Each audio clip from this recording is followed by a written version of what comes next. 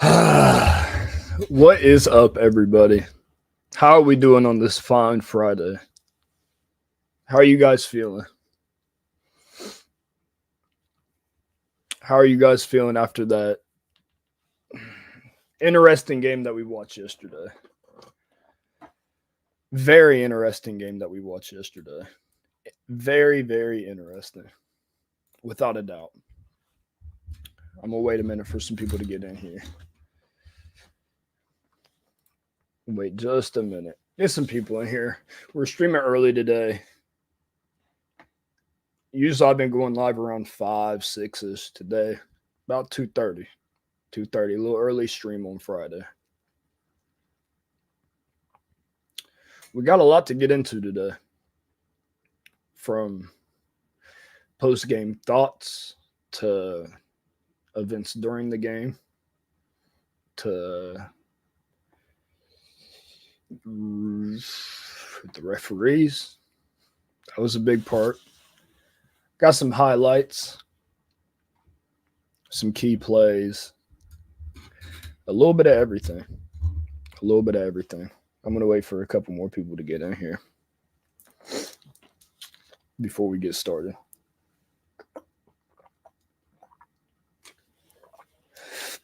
I have a lot to get into. I will start by saying Kyle Van Noy, outside linebacker for the Baltimore Ravens, he did suffer a fractured orbital bone. From what I know in my expertise, I think he'll probably be out about 4 weeks, 4 to 6. But who knows? Sometimes you can come back early from stuff like that, but I'd say about 4 to 6 weeks. I don't think they'll rush him back. I would say about 4 to 6 weeks. Are we ready? Are we ready? Are we ready? I think we're ready. Welcome, everybody. How are you guys doing today? We're going to go through some of the key thoughts from this game, some of the key thoughts from the Ravens versus Chiefs. Chiefs win 27-20. I'm guessing everybody watched this game. Heartbreaking loss. Absolutely heartbreaking loss. From missed opportunities offensively, defensive breakdowns throughout the entire game, from egregiously awful calls by referees that were very one-sided, and just flat out poor execution. The Ravens shot themselves in the foot a lot this game. Almost every drive they had a penalty, missed assignment, missed block. It was always something. Every time something would go good, something would go bad. And whether you want to blame that on the players, whether you want to blame it on the coaching, it has to get fixed if the Ravens want to see success this year. Any success. It has to get fixed. The execution, the being prepared to win, it has to be, something has to change. I mean, we've been seeing it forever now. The one good thing about this game is that Lamar basically put us on his back. I mean, if nothing was there, he ran, and I remember talking about it a lot in the pregame. I wanted Lamar to just run. If it's not there, put your head down and run. Do what you do best. Now, obviously, he took a decent amount of hits. That's something you don't want to see. But in a game like this, sometimes you need the extra push. Eddie Sykes, why don't you talk about the script? We'll get into it. We'll get into it. We'll get into it. I have a lot to say about the refs, as did multiple NFL legends around the league. They also had a lot to say about it. A lot to say about it. With that being said, let's get into it. One thing that you never want to see in any sport is a game being decided by the referees. You want to have a game where the players decided, where the coaches decided, execution, play calling, taking advantage of opportunities. But in yesterday's game, I think it's about clear as day that the refs definitely had favorites. And I'm not blaming the loss on the refs. I am not, because the Ravens shot themselves in the foot just as many times as the refs did. But you have guys from Mark Clayton to Will Compton to Ryan Clark to Dave Portnoy, who doesn't like the Ravens at all. Dave Portnoy doesn't like them at all. Just give the refs red jerseys. Jawaan Taylor false starts on nearly every play. Chris was trying to explain a hold that never happened. Then when he realized it never happened and was too far into exploiting why it never happened to say it never happened. I've never seen another coach call a timeout before. Steve Spagnuolo. Me personally, I've never witnessed any defensive coordinator call a timeout. And correct me if I'm mistaken, but I feel like it should be an unsportsmanlike penalty. If my thoughts prove me correct. How the NFL is planned out, and you shouldn't put a lot of stock into a planned storyline. This is exactly like the WWE. Once you see it, you can't unsee it.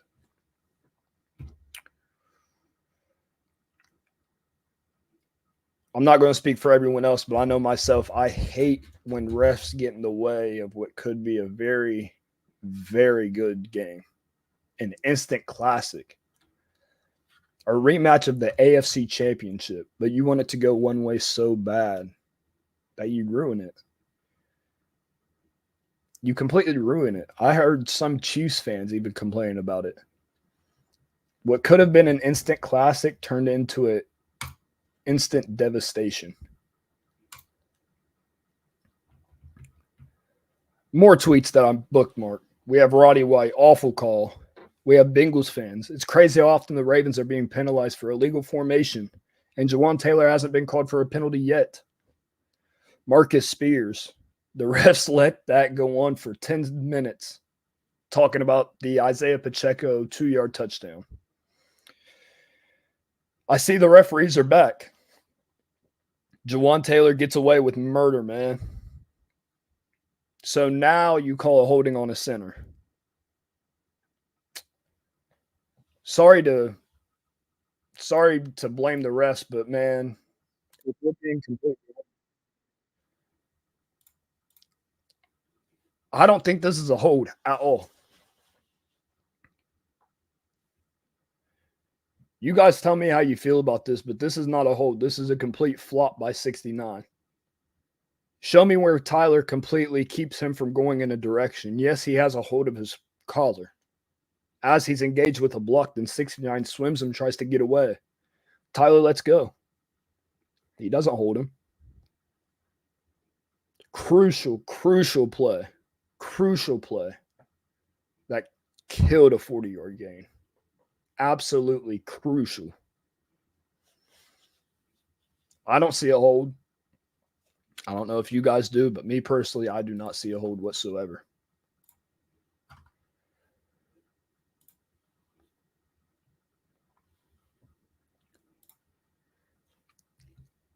A lot of people going into this game had a lot to say about Patrick Mahomes versus Lamar Jackson. Patrick Mahomes being so much better than him, Lamar Jackson not being able to show up in clutch time when it really matters. Whole time, Lamar Jackson had a better QBR than Patrick Mahomes while leading the entire game in rushing. 26 for 41, 273 yards and 1 touchdown. And we know a lot of those attempts came off of screen passes. Something I don't want to see again. We see it all the time. For whatever reason, the Ravens love getting themselves invested in the screen passes. And each and every time, it does nothing but hurt us. You bring a guy in like Derrick Henry, who has experience, proven success in this league. and is in some ways unstoppable on the football field. Yet instead of giving him the ball, you want to throw a screen pass to Zay Flowers. That'll go for nothing. I've said it once and I'll say it again. I think John Harbaugh has a hold of this offense. You can blame the game on Todd Monken. I have no problem with it. I have no problem blaming the game on Todd Monken. Not one bit. Not one bit. But we've seen coordinator after coordinator after coordinator. How do they all repeat the same mistakes? All of them repeat the same exact mistake over and over and over and over again. There's only one common denominator, and it's John Harbaugh. Last season, when the Ravens season ended, a lot of people called for John Harbaugh's job, including myself. I thought it was time to move on. I thought Mike Macdonald was a young, upcoming head coach who ended up getting a head coaching job for the Seattle Seahawks, a great defensive mind. And although I'm happy that we got Zach Orr, history repeats itself over and over and over. And as Mike Tomlin said, when it comes to fourth quarter, John Harbaugh is going to burn the house down. Thankfully, this game we had Lamar Jackson just put us on his shoulders.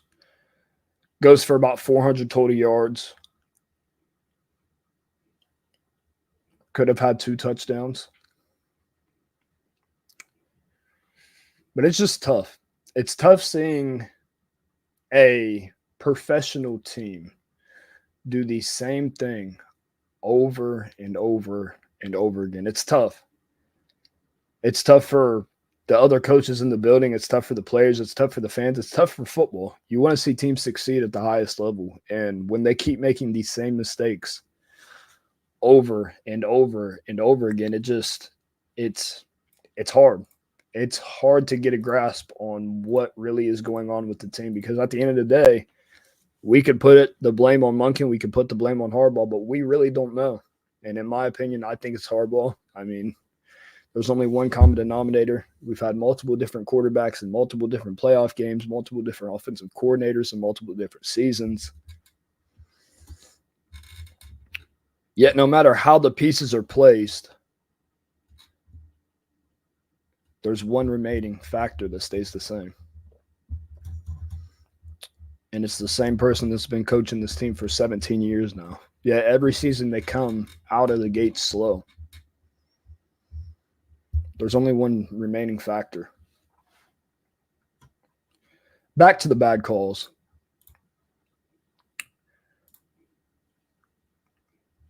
Back to the bad calls. This one's on Twitter. Let me bring it up for you guys. 3rd and 3. Kansas City on their own 17-yard line.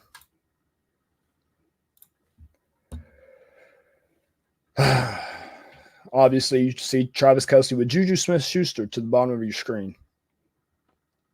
Let's see what Juju does here.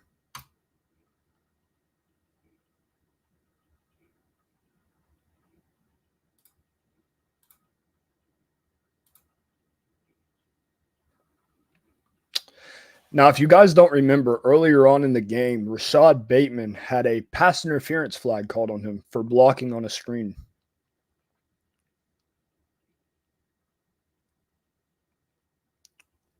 I know I'm not blind. I understand football clearly. I just wish that they would call it both ways. I have no problem not calling something or calling something. I have no problem with it. You're always going to have a different set of refs every single game. But can we get some consistency at least? At least a little bit of consistency. Because we have Juju Smith-Schuster blatantly shoving Jalen Armour Davis and Kyle Hamilton back to leave Travis Kelce wide open on a crucial third down. The Ravens could have forced a punt here, and of course the Chiefs also could have went for it. But absolutely crucial play to completely flip the game. Currently 7 minutes left in the game. If the Ravens going to stop here and get the ball back, who knows? Who knows what could have been? Who knows? Our highest and lowest graded players of the game. Actually, just highest here. Isaiah Likely, 91.8 grade. I think Isaiah Likely has asserted himself as the best tight end on the Ravens roster. What that says for Mark Andrews, I don't know. I don't know if Mark's just been having a slow start, or because he wasn't in training camp, he looks slow. Or maybe the injuries caught up to him. I don't know what it is, but I know one thing for sure. Isaiah Likely is the number one tight end on this roster. And quite frankly, I think he's a top three tight end in the entire NFL. When you think about the ability to block from the tight end position, the ability to get yards after the catch, the ability to high point the ball, to be able to beat DBs and linebackers on any route, to find soft spots in the offense or in the defense, and quite frankly, have a great connection with your quarterback. I don't know if there's anyone doing it like Isaiah Likely has. Last season to end the year, Isaiah Likely was on fire. And they talk about stacking practices all the time, but man, he has been stacking game after game after game. Going into the new season, 111 yards and a touchdown. Isaiah Likely will be in this Ravens offense for a very long time. I don't know if I can say the same for Mark Andrews. Tyler Linderbaum, 73.8 grade. I think Tyler played pretty good. Of course, they had the holding call on him, which wasn't a hold. Derrick Henry, 67.9 grade. We're going to get into Derrick Henry. I'm not going to bring up Derrick Henry just yet. Ronnie Stanley, 67.5 grade. I think Ronnie Stanley played absolutely phenomenal. Absolutely phenomenal. The difference that you can see in Ronnie Stanley this season compared to last season is immense. He is a completely different player now. Completely different player. The ability to anchor is back. He's quick on his feet again. Ronnie Stanley he looks completely different. Completely different. And Justice Hill, 66.6. Just like Justice Hill, we'll get into the running backs eventually. On defense, despite playing the lowest amount of snaps on defense, Ardarius Washington balled out. Saved a touchdown, almost turned it into an interception. Held him to a field goal on third down. 86.5 grade. Odafe Owe, 85.4. I think Odafe played good. He did have one crucial missed sack. That's been a common theme with Odafe Owe. Odafe is great. We know what he can be. He's athletic as crap. His pass rush moves have gotten so much better over the years. He's finally coming into himself.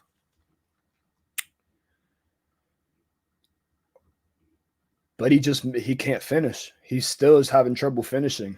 And I really hope that we can see him reach that potential this season. Nate Wiggins, 76 grade. I think that they didn't play Nate Wiggins enough. I don't know why you have Marlon Humphrey on Xavier Worthy's side. That's just that it's unacceptable. There is no reason Marlon Humphrey should ever be on Xavier Worthy's side. I'm sorry, but there's not. I don't care what type of defense you're in. There is absolutely no reason that Marlon Humphrey should ever be around Xavier Worthy. The fastest player ever in the NFL, and you have Marlon Humphrey on him. Not only that, but he doesn't have any safety help. He thought he did, but he doesn't. This Zach Ward defense is going to have to settle in, and I expect it to be the same thing for at least 3 or 4 games. It's going to be tough, but the offense is going to have to help him out. He shouldn't be on the field.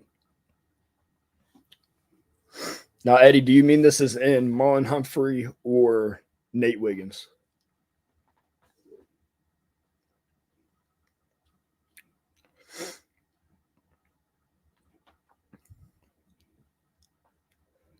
Because Marlon Humphrey,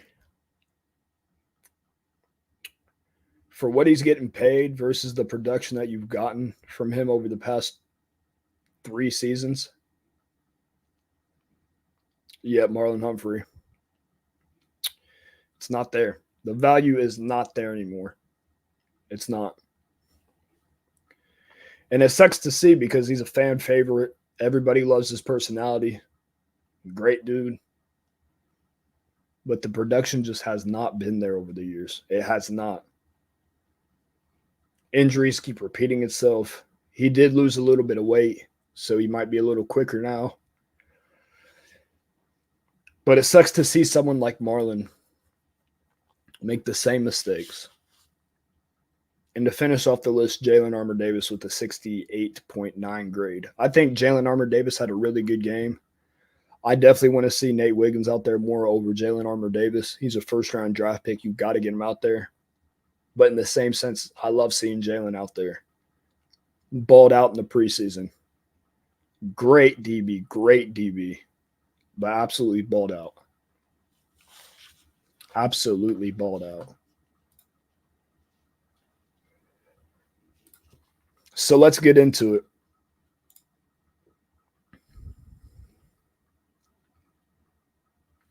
The infamous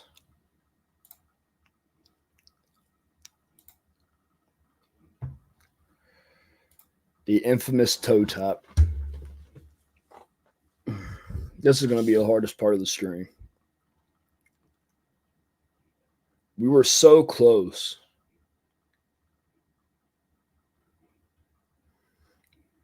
Yet we shouldn't have even been in this position. There's no reason we should be in this type of position. Multiple miscues. Lamar could have hit likely in the right corner or left corner of the end zone. Can't blame him for that throw. Came open late. Missed Zay coming over the middle, even though it was firstly intended for Rashad Bateman. And then you do complete the game-winning pass, yet you're just a centimeter out of bounds.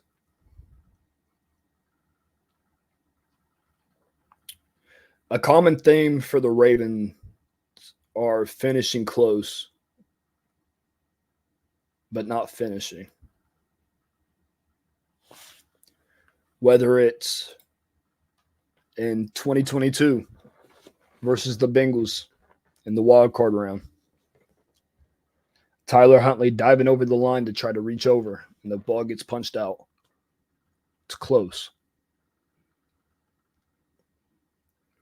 Whether it's in the AFC Championship game and Zay dives for the touchdown, the ball gets punched out. It's close. And now you have plays like this.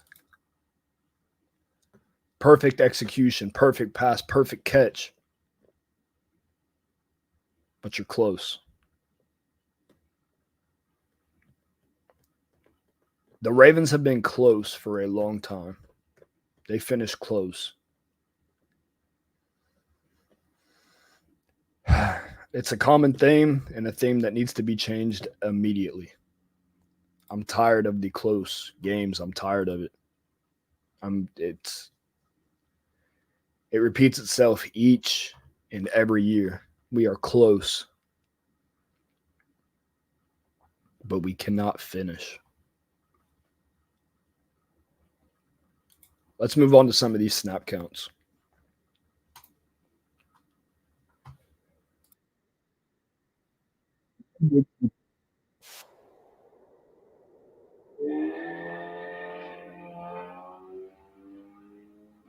Someone just did a burnout outside my house. I don't know if y'all could hear that.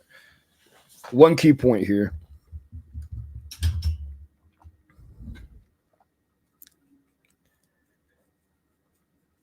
I don't think there should ever be a reason in the entire world that Justice Hill gets more snaps than Derrick Henry. I don't care what the game plan is.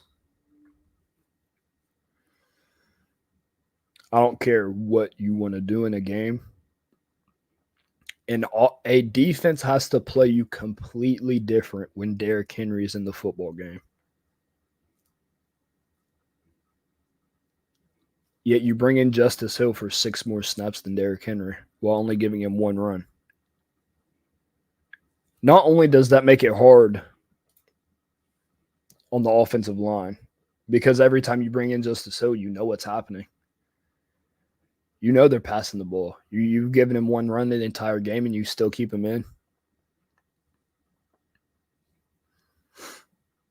Yet, like always, the Ravens love shooting themselves in the foot. Always. No matter what, they love doing it. There is never a reason that Justice Hill should get more snaps than Derrick Henry. And it's nothing against Justice Hill. I think Justice Hill played his ass off yesterday. From blocking Chris Jones on the final 2 plays to catching basically every check down that was thrown at him to getting yards after the catch and converting multiple catches in the first downs on 3rd down. Teams have to play you different when you have Derrick Henry in the game. And as soon as you get away from that, it puts so much pressure on your offensive line, let alone a young offensive line. We have Daniel Falele starting at right guard. And even though Pat McCary played half the snaps, well, 3/4 of the snaps,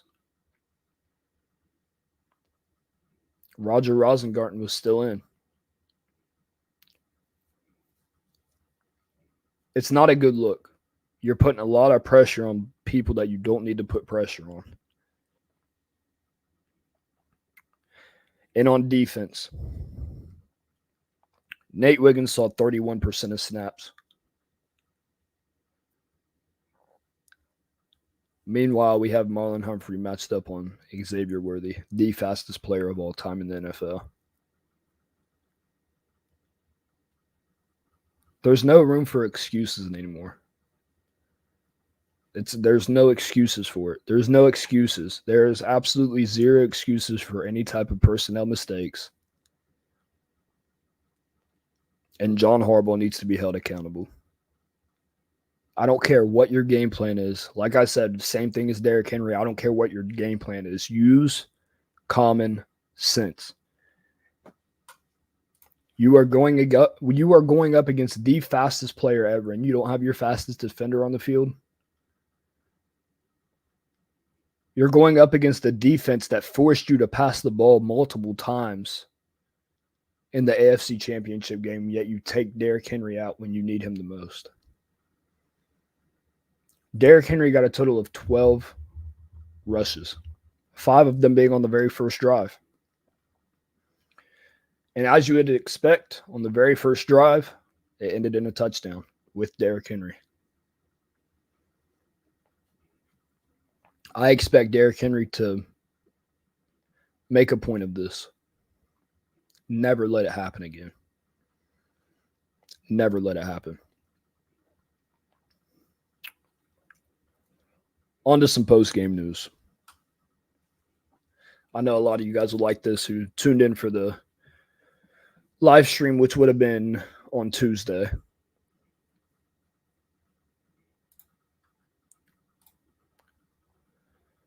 If you watched the live stream, you would know I had my best bets for that game. And if you did what I told you, you did a ladder for Isaiah Likely and Rashad Bateman. Thankfully, they hit. Justice Hill over 9.5, killed it. Rashad Bateman over 30.5, killed it with his final catch. Isaiah Likely over 17.5, killed it. Murdered it. Derrick Henry 2+ touchdowns did not hit, but still, you could have made a little bit of money. I'll be doing this every single week. Every single week, I'm going to give you all my favorite props for the games. Hopefully, you tail. Hopefully. And I'm going to end the Ravens community. Rashad Bateman. 1st and 10. The Ravens 48. Chiefs 48. Who else to go to the number 7? Was targeted a few times throughout the game. He had one really good route and catch. We need to find a way to get this man the ball more. When it's in his vicinity, he catches it. It's simple as that. We have to get the man the ball more. We have to. I wish I had a number 7. I only got a number 12. But shout out to Rashad Bateman, setting us up to win the game. Even though we couldn't convert, did his best. Did the best he could. Now with the message from Skip Bayless. Hopefully you guys can hear this.